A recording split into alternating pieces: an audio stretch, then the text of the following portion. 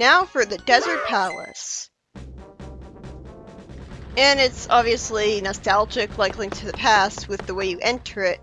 Although not really, because with the way you entered in Link to the Past, you use the Book from Medora to move a stone, and here you just walk in and it's generous enough to open for you just because you're near it.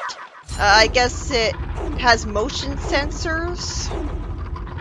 It's a good thing that Ganon doesn't have the dungeon sealed, but I guess there's supposed to be a trap for the heroes anyways. He's way too far away to be able to get to him before he stuns you. I don't like it when they're placed like that. This dungeon has a cool gimmick. This dungeon has a cool gimmick where it starts out having one music theme and having the floor look one way, but then when you progress through it, it changes appearance and even music. Like, I was really impressed that it changed the music, because no other place in the game does that, and I don't know if any other place in a top-down Zelda game does that. In multiplayer mode, the switches reactivate, they reset faster, so it makes it more necessary that you're playing in multiplayer. But yeah, here's where, like they changed the music to the music of the Tower of the Flames, which makes sense because it's deserts are associated with hotness. And it fills the area with sand. I don't know why I can't flip those guys over. Like, I mean, they look different, and like that blue thing can get flipped over, so it's not like all blue things can't get flipped over. What is the point of having them to be different colors? They're functionally the same enemy. It's not like any of them are harder or require more hits to kill. But yeah, because of this, the floor filled with sand gimmick, I really love that this came back, by the way, getting stuff from under the sand with the hammerable things. Normally you'd expect to just dig.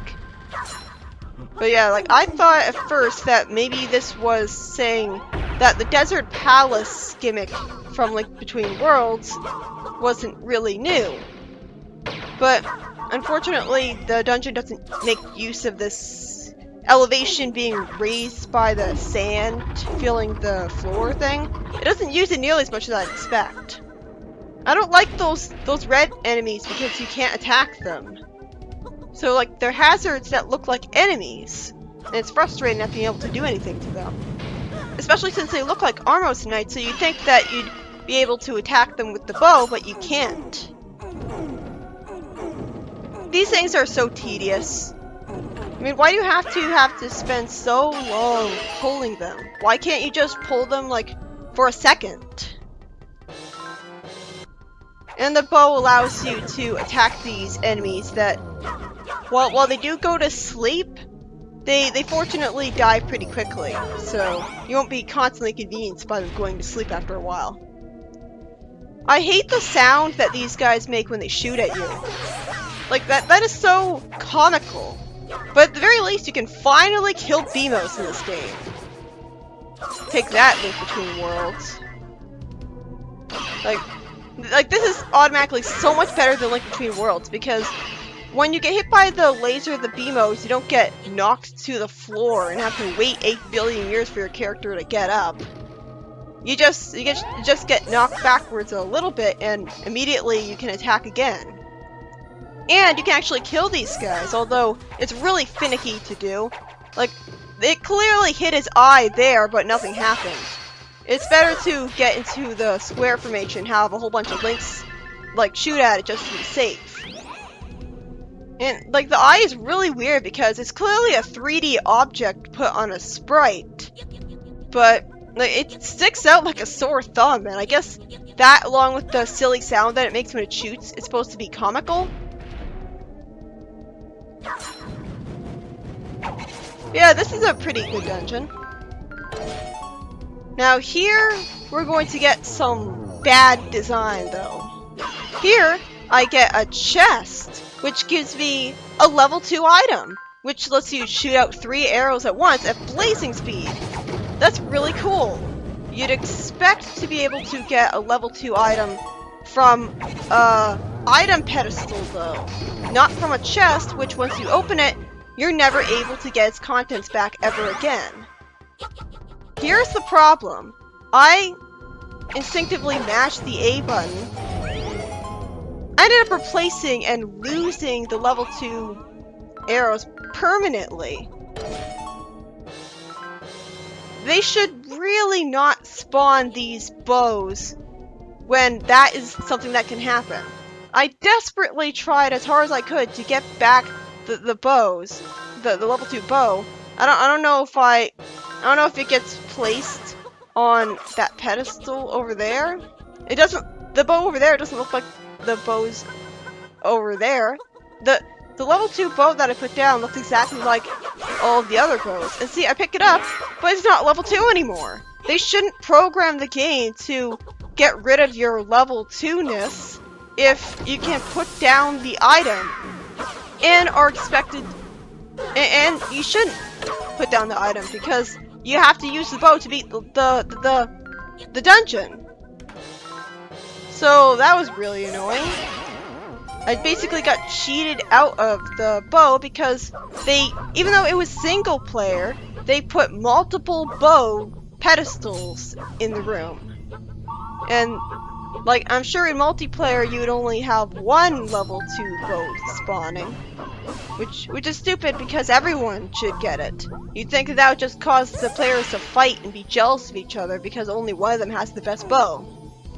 Here, you take advantage of a pretty cool concept where the Beamos can actually destroy the jars with his laser, and you can manipulate him to not only do that, but also hit the crystal switch. It's really cool when you can manipulate enemies in Zelda to make them let you progress. That's a very novel concept because usually you just attack them and that's it.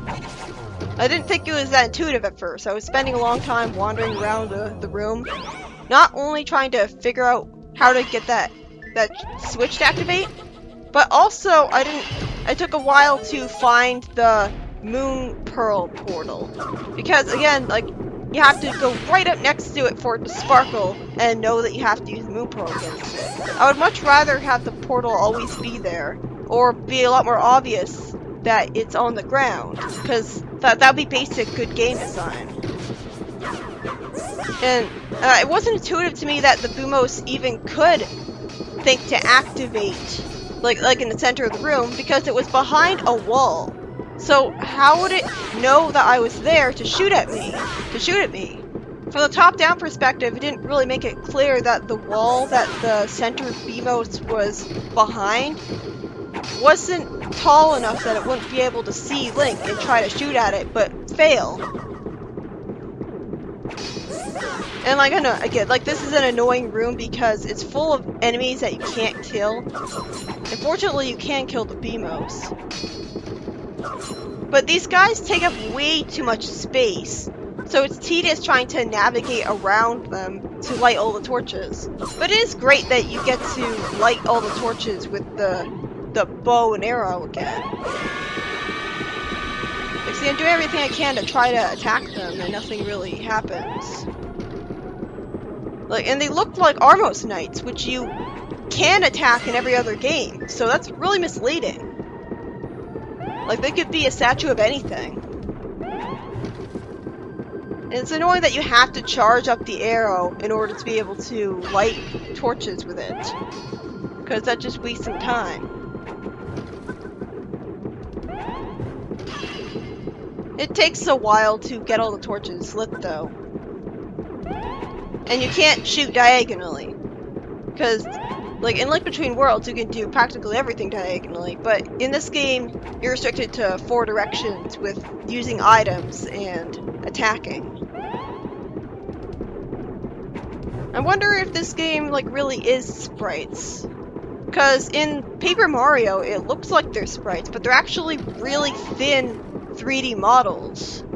I don't see how these could be 3D models, though. They look like just the Minish Cap, like, sprites, and sometimes they look just like the Link to the Past sprites, but on a GameCube.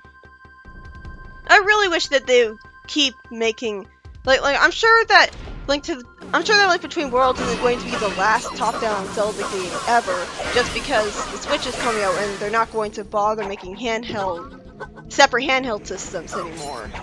Because it used to be that they would relegate the top-down Zeldas to the handhelds once consoles came out.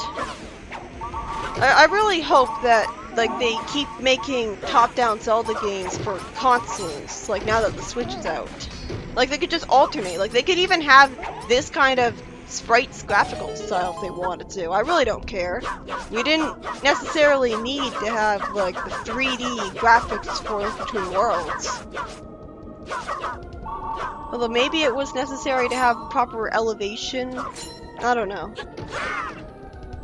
It's kind of tedious, taking forever to get all the money out of the red rocks. And they don't sparkle, so it doesn't make it clear just looking at them that if you hit them, money will come out of them. Here I get to show off, by complete accident, what happens if you screw up with the Shadow Link. Eventually, he goes into the Dark World and just phases through the wall, because I guess he's a ghost, or can go intangible. So I guess he was only in the light world to taunt you? But that was really stupid of him, considering it gets him killed almost every other time. Here I've learned from my mistakes from the Lost World. The Lost Woods. Here I've learned my mistakes from the Lost Woods, because just keep facing ahead so you'll always be able to block his projectiles. And just wait for him to get directly in front of you. Because if you try to move along with him, actually take advantage of the fact that you can charge up the bow and move side to side with it, like you can in this game, then you're just gonna get hurt.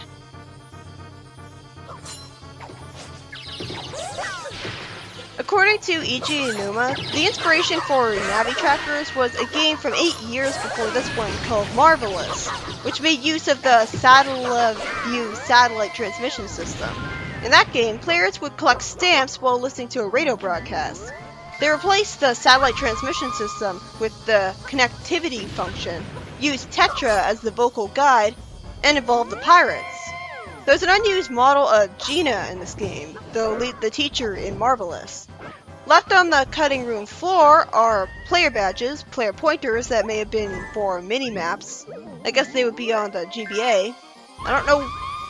I forget, did the GBAs have mini-maps? Those would have been really useful. And they also left player cursors for selection screens, player icons showing the different links, showing different emotions pointlessly, a lottery game, an unused map full of trees on the west side and bridges across water on the northeast corner, and there's a placeholder Dutch language track that's mostly blanked out or in English. You can hack the stage select to enable selection of stages not normally accessible. You activate the code with LY and press down to select each world. The worlds beyond S are more interesting. The worlds beyond 8 are more interesting. Level 10-2 is a lava dungeon needing 2 players. Level 10-3 is a mountain area needing 4 players. Level 10-4 is the credits. Level 11-2 is an area with 4 switches, an area with soldiers, and an area with a faulty switch. Level 11-3 is Tingle's room. Level 11-4 crashes, and level 13-1 is Phantom Ganon, while level 13-3 is the ice boss. Level 13-4 is Ganon.